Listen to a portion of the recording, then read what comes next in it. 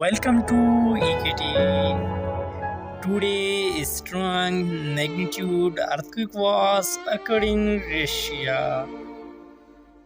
The quake hits Russia today, 25th February 2022, at a very shallow depth. German Research Center for Geosciences is the first agency to report this quake with magnitude 5.3,